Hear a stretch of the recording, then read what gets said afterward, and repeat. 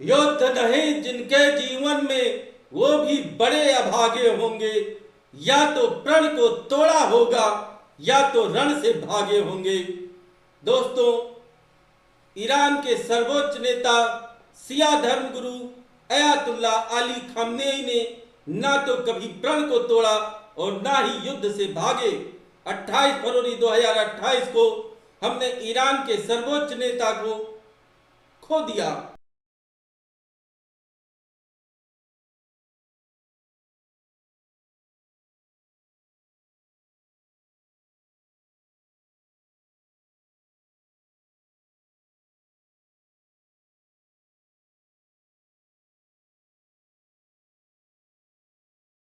America Israel ने भारत के मित्र राष्ट्र ईरान पर 28 फरवरी को ऐसी एयर स्ट्राइक की जिसमें एक साथ ईरान के टॉप 40 कमांडर भी मारे गए।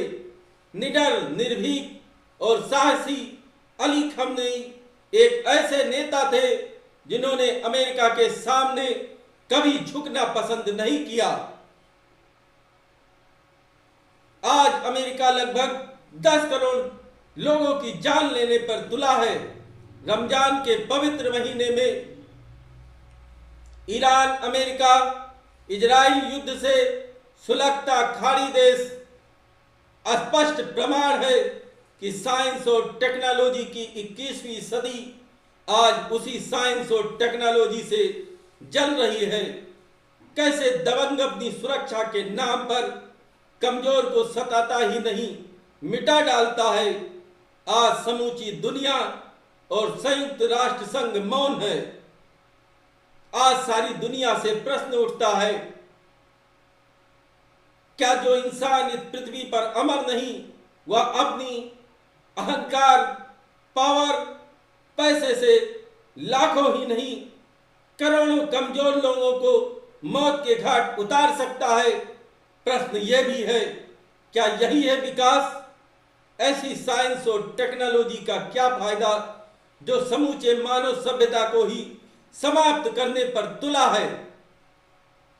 अयातुल्ला अली खामनेई का जन्म 19 अप्रैल 1939 को ईरान के मशहद शहर में हुआ था। उनके पिता सैयद जवाद खामनेई स्वयं एक गरीब इस्लामी विद्वान थे। उन्होंने परिवार को सादा जीवन जीना सिखाया। 4 वर्ष की आयु में अली को मक्तब नामक पारंपरिक इस्लामी प्राथमिक विद्यालय में दाखिल कराया गया। वहां उन्होंने अरबी वर्णमाला और कुरान की मूल बातें सीखी।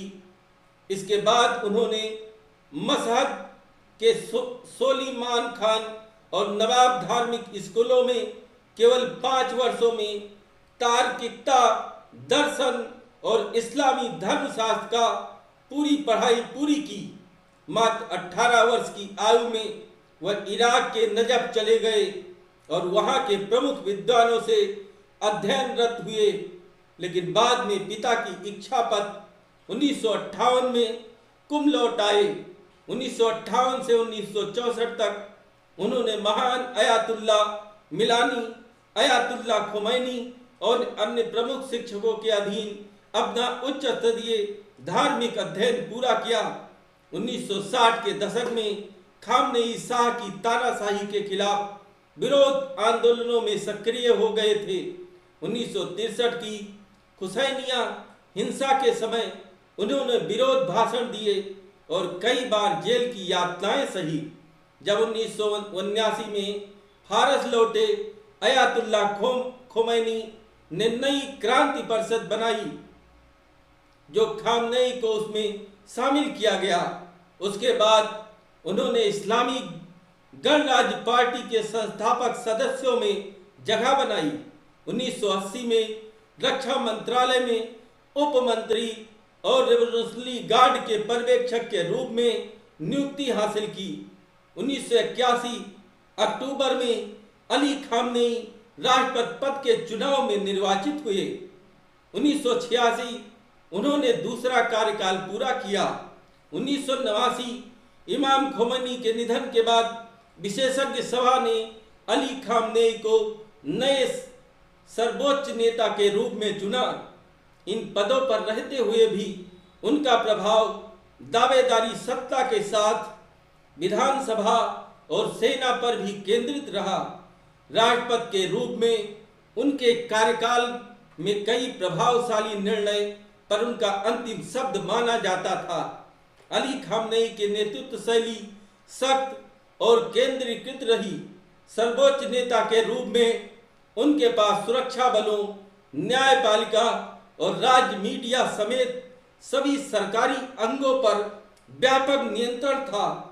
कोई भी महत्वपूर्ण नीति उनके अनुमोदन के बिना लागू नहीं होती थी। उनके शासन में कट्टरता के साथ अवसरवादी लचीलेपन का मिश्रण भी देखा गया। विदेशों के प्रति उनकी गहरी संदेहशीलता के बावजूद उन्होंने आर्थिक दबावों के समय परमाणु समझौते जैसे महत्वपूर्ण समझौतों को भी समर्थन दिया। उन्होंने प्रशासनिक तंत्र को दृढ़ता से नियंत्रित किया और धार्मिक संस्थानों, दान धन तथा विशेषकर IRGC पर अपनी पकड़ मजबूत की। ईरान की राजनीति, सेना और न्यायपालिका सभी पर उनकी छाप बनी रही। खामनेई के शासन में कई बड़ी घटनाएं भी हुई। 2009 के राष्ट्रपति चुनाव में कथित गड़बड़ी के साथ हरित आंदोलन फूट पड़ा, जिसमें हजारों लोगों ने गहरी नाराजगी जताई और सुरक्षा बलों ने दमनकारी कार्रवाई की।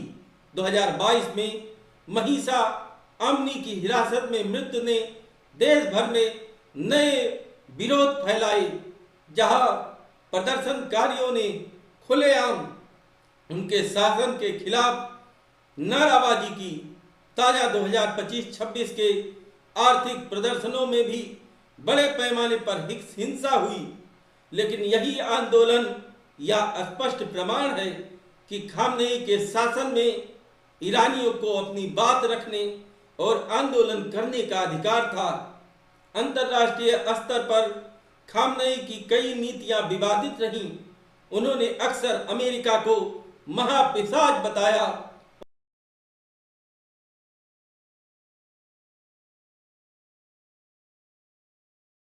और इजराइल को नष्ट करने की बात कही।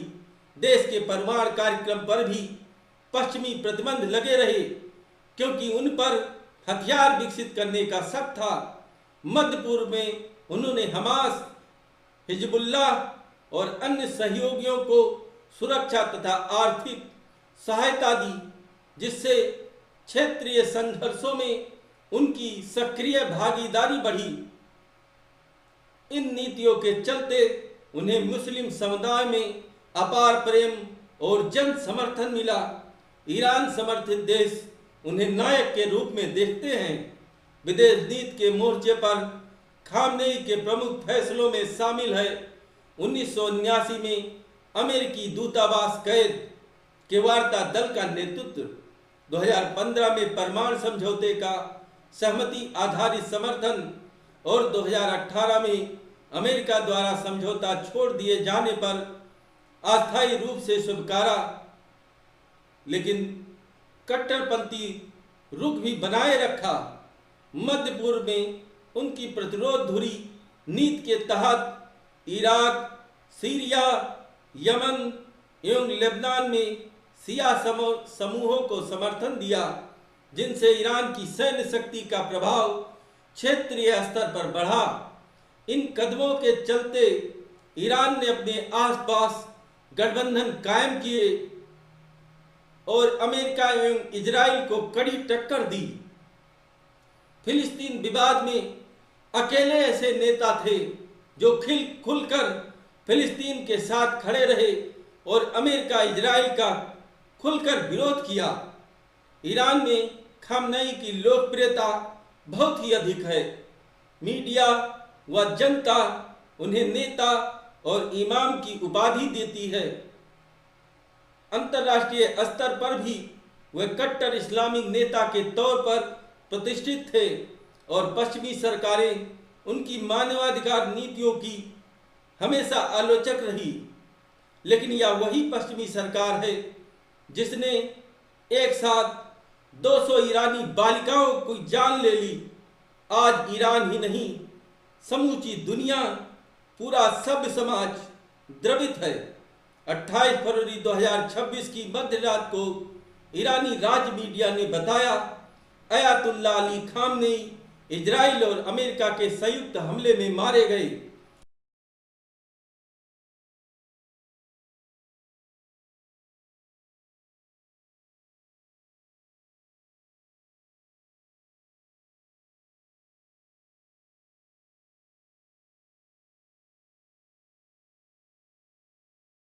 उनके निधन की खबर पर ईरानी सरकार ने 40 दिनों का राष्ट्रीय शोक घोषित किया।